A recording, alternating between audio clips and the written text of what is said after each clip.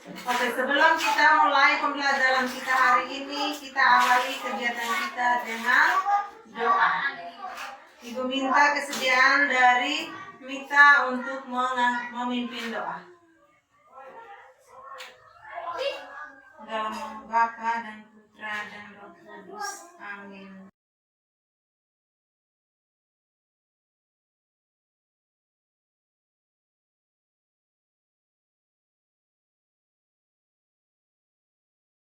Dalam nama Bapa dan Putra dan Roh Kudus. Amin. Oke anak-anak, hari ini kita lanjut tema 6 tentang persatuan dalam perbedaan dengan tujuan pembelajaran. Yang pertama, menyampaikan informasi penting dari teks yang disampaikan. Yang kedua, makna proklamasi kemerdekaan Indonesia. Yang ketiga, tumbuhan dan habitatnya. Oke, sebelum Ibu memulai pelajaran kita hari ini, Ibu mau mengingatkan kita tentang pelajaran yang telah kita lewat kemarin. Bagaimana dengan tugas yang Ibu berikan? Semua sudah kerjakan? Oke, hari ini kita belajar tema 6 tentang perbedaan dalam persatuan. Hari ini tentang makna proklamasi kemerdekaan Indonesia. Anak-anak tentu telah mendengar proklamasi kemerdekaan Indonesia. Jadi proklamasi kemerdekaan Indonesia itu diprakarsai pada tanggal 17 Agustus tahun 1945. Dengan proklamasi kemerdekaan Indonesia menandakan bahwa Indonesia telah merdeka setelah kita dijajah oleh bangsa-bangsa lain selama beratus-ratus tahun.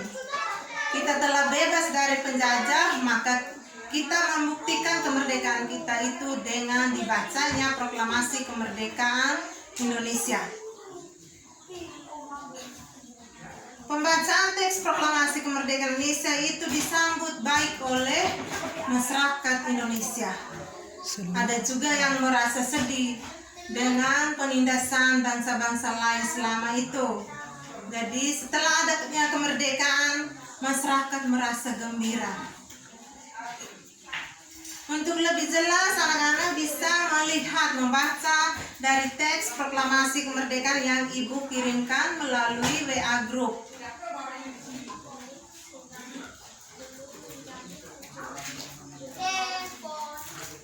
Oke, ada beberapa makna yang kita ambil dari proklamasi kemerdekaan, yaitu satunya persatuan dan kesatuan. Persatuan dan kesatuan ini kita bukti sampai di saat sekarang dalam kehidupan kita sehari-hari, dalam keluarga, dalam lingkungan sekolah, dan lingkungan masyarakat.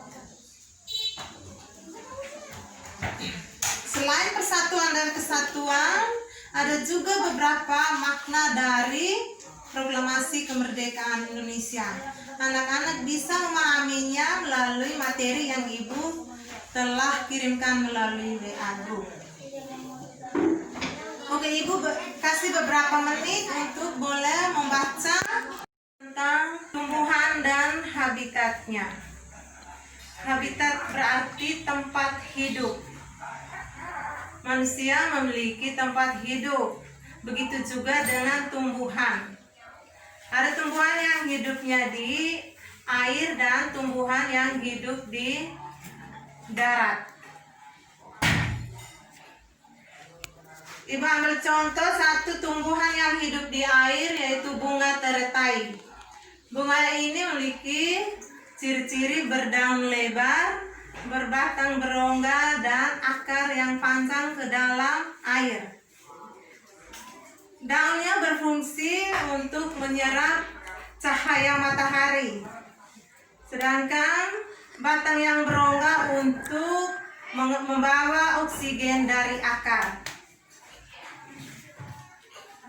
Untuk lebih memahami, anak-anak bisa melihat materi yang yang Ibu kirimkan melalui WA Group. Ibu beri kesempatan beberapa menit untuk bisa memahami, membaca teks yang Ibu kirimkan itu.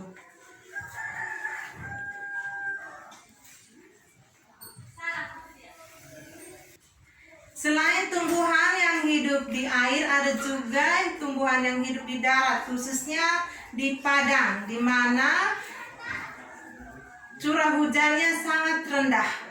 Tumbuhan yang hidup di padang salah satunya adalah kaktus. Kaktus mempunyai ciri-ciri yaitu berdaun yang tebal. Fungsi dari daun yang tebal itu adalah untuk penampungan air dan mengurangi penguapan pada musim panas. Selain kaktus, sekarang Ibu beri kesempatan untuk anak-anak boleh melihat beberapa jenis tumbuhan yang ada di sekitar rumah.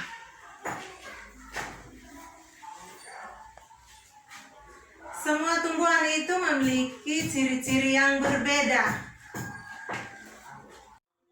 Oke, anak-anak, pembelajaran kita hari ini telah berakhir. Ibu minta kesediaan dari Ciko untuk memimpin kita dalam doa. Dalam nama Bapa dan Putra dan Roh Kudus. Amin.